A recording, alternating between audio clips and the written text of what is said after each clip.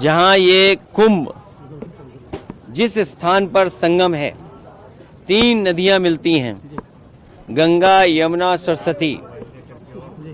हमारी यही कामना है कि सौहार्द, सद्भावना और सहनशीलता बनी रहे।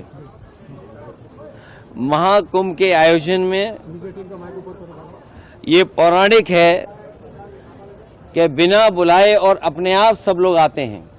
अपनी व्यक्तिगत आस्था है उनकी सबकी। आज हमें भी मौका मिला है। मैं आज महाकुंभ में स्नान कर करके जा रहा हूं। मैंने 11 डुबकी लगाई हैं। देखिए, बंटवारे और नकारात्मक राजनीति के लिए जगह नहीं है।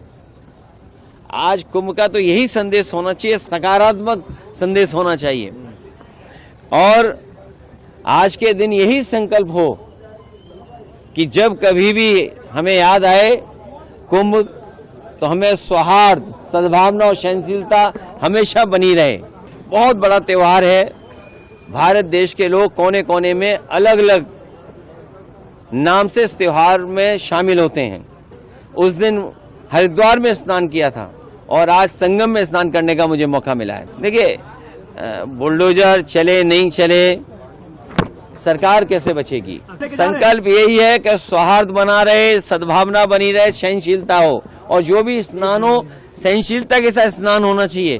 ये सरकार के लोगों को कोई स्पोर्ट्स इवेंट नहीं बनाना चाहिए इसको। समाजवादी सरकार में भी और पहले भी नेताजी को भी और हम लोगों को भी कुंभ के आयोजन को करने का मौका मिला था। जो उस समय कुंभ हुआ था, कम संसाधन में सरकारें अलग अलग थीं। यूपी में सरकार दूसरी पार्टी की थी, समाजवादी पार्टी की थी। दिल्ली में सरकार दूसरी पार्टी की थी। लेकिन उसके बावजूद भी कम संसाधन में 800 और 1300 करोड़ में वो महाकुंभ या कुंभ से जो 12 साल बाद होता है वो कुंभ कराया गया था। और आज तो सुनने में आ रहा है कि 7,000 करोड़ 10,000 करोड़ खर्च हो रहा है। अगर यहाँ लोगों को असुविधा हो रही है चलने के लिए, मैंने खुद अपनी आंखों से देखा है कि बुजुर्ग, जो महिलाएं हैं, जो पुरुष हैं, वो कितनी दूर से चल करके आते हैं। अगर आप कुंभ में इतने 1000 करोड़ रुपए खर्च कर रहे थे तो कम से कम बुजुर्गों के लिए कोई ऐसी व्यवस्था होती जो बुजुर्गों को ज़्यादा पैदल नहीं चलना पड़ता। और फिर जैसे हम हैं वीआईपी या और हैं वीआईपी या और सम्मानित लोग जब आएँ तो कम से कम व्यवस्था ऐसी होनी चाहिए, पूरे कुंभ को पता लगे कि हाँ, आज कोई वीआईपी आया जिसकी वजह से ये व्यवस्थाएं बहुत अच्छी चल रही हैं। अरे भाई, ये बताओ, माँ गंगा के किनारे लोग झूठ बोल रहे हैं। और मैं तो आपसे कहूंगा, देखिए, माँ गंगा के किनारे न जाने कितनी बातें कही जा रही हैं, वो क्या सच हैं? लेकिन अगर आयोजन 1300 करोड़ में अच्छा हो सकता है, 800 करोड़ में अच्छा हो सकता है, तो 10,000 करोड़ में, 7,000 करोड़ में कितना अच्छा हो सकता है। उसमें तो न कोई ट्रैफिक की दिक्कत होती, न कोई पानी की दिक्कत होती, न साधु संतों से बिजली का बिल लिया जाता या उनको असुविधा होती, या जो चीज़ें महंगी हैं वो भी सस्ती होती।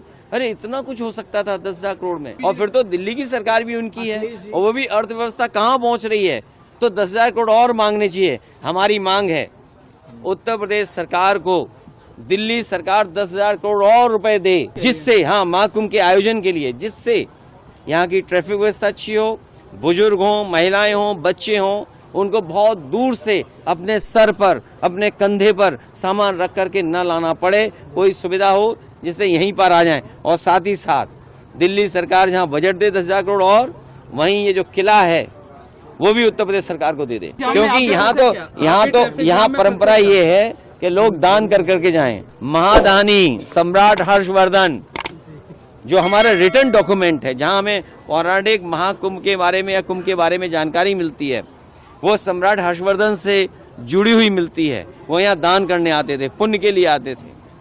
हम भी आज आए हैं, डुबकी लगाए हैं। सौहार्द हो, सद्भावना हो, सहनशीलता बनी रहे, लोगों की खुशहाली हो, जनता का कल्याण हो, हमारा देश तरक्की करे, समाज आगे बढ़े, हमारा गणतंत्र मजबूत हो।